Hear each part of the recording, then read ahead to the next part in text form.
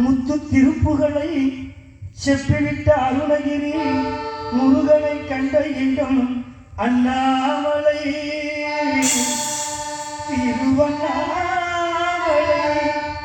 நித்தம் தவம் கிடந்து பட்டி பெருங்கோடு தேவன் முருகனை கண்ட இடம் மருதமலை நித்தம் தவம் கிடந்து பட்டி பெருங்கோடு தேவன் முருகனை கண்ட இடம் மருதமலை